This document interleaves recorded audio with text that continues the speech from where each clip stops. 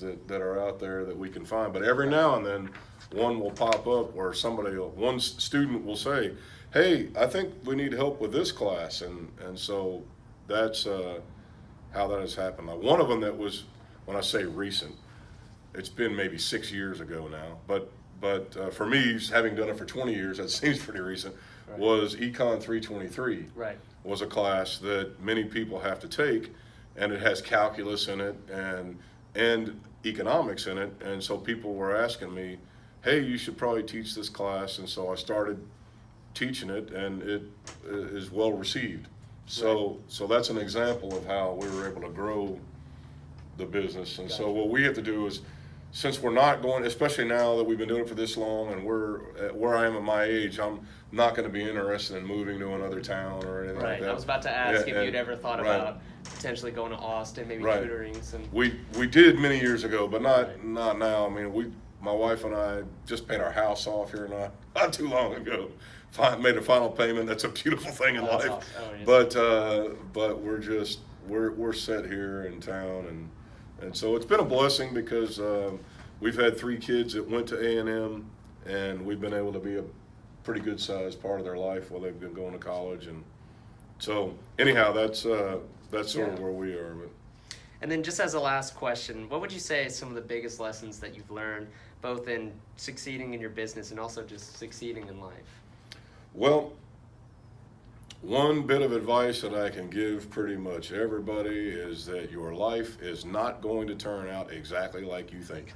It might turn out to be way better, or it might turn out to be way worse. But whatever you think at age 20 or 25 that your life is going to turn out to be, by age 50, I can promise you, it's probably not going to be exactly that. And so there are many ups and downs in life, and so the key is to not be overly exuberant whenever the times are good, because there are going to be some down times, and you better have stored aside some provisions for them. And it's just, you don't get to be my age without having seen some down and tragedy in life. And so I jokingly say to a lot of people now, I said, "Man, I remember when I was younger, I used to be, boy, when I get old, I don't want to be like that cynical old man."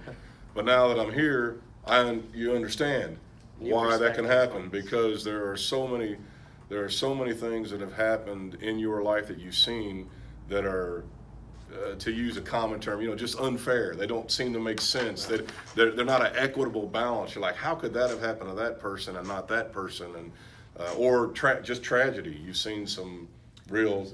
If you live long enough, there's no way you're going to avoid having not seen some real heartfelt tragedy in life, and it affects you.